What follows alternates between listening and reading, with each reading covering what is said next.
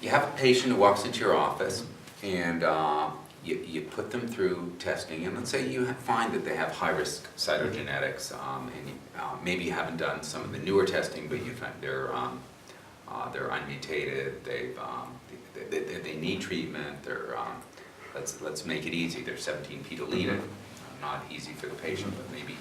What are you looking at for these people? What would you recommend to them now? Are there, and let's not say clinical trials are excluded. What, do you have any hot trials that you would say, I've got the trial for you right now? Right. So I think that you have to kind of narrow it to almost each and every sort of patient that comes in. I think the most important thing with a 17p deleted patient is not to jump to the assumption that you have to do something right away because there's a 17p. Anybody who treats a number of patients with CLL will see some patients with 17p that just simmer along for quite a few years without progressing. Yeah, but dear friend who went 6 years before she needed treatment with 17p. And one of the concerns I have with therapy that's too early, or isn't necessary, if you will, is that the burden of disease that might be 17p normal. So in all these patients, there's generally a mixture of 17p deleted and 17p normal. And it may be that those two populations of cells are competing for space in the patient. Like there may only be so much room for CLL in a patient at a time. And if you get rid of the sensitive disease, perhaps you're creating space for the more aggressive population to take over. So I think that it remains important to treat when treatment is necessary and not to jump into treatment that's premature. Let me take you on a sidetrack on that, because this is an area that I know there's controversy on, and that's the whole issue of clonal evolution, which I think you're talking about here.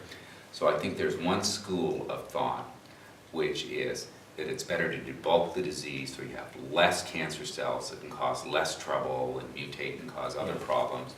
And there's another school of thought that says avoid chemo until the last minute when you need it, because it itself is mutational, damages the DNA, that's how it works, or a lot of the chemo works, and therefore it's going to, or it just wipes out the population of the easy to kill stuff, so the 17p are left, the more aggressive CLL is left. Do you have a, can you walk us through that controversy a little? Yeah, I think that ultimately in the history of our knowledge of CLL, we have yet to do a study where we show that early treatment is better than treatment when needed. And unfortunately, all those studies were done in an era when the molecular knowledge was very limited.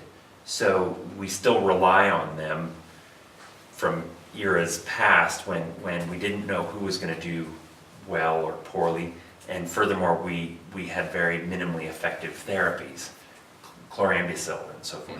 I think as therapy becomes more and more effective and less side effects, that question is going to be revisited in terms of perhaps early treatment is better. And I think one of the patients that is often a struggle is the patient who doesn't have the traditional criteria for treatment. You know, they don't have a rising white count, they don't have big bulky lymph nodes, they're not progressing, yet they feel lousy. Some people feel lousy, and I think that's the patient where the struggle comes in of, you know, do we hold off on therapy or do we do something to try to make you feel better? And to me, that's less about the molecular landscape in that situation than it is just about the status of the disease. I find that to be one of the more challenging discussions is when a patient's not feeling well. You know, do you want to give somebody chemotherapy to make them feel better? Well, now that we're moving into these biologic therapies that are both well tolerated and very effective, I think there's going to be quite a bit of pressure to change that discussion towards earlier treatment, which I could understand. All right, well, let's hold it there for a minute and we'll pick up in a second again. Sure. Thanks.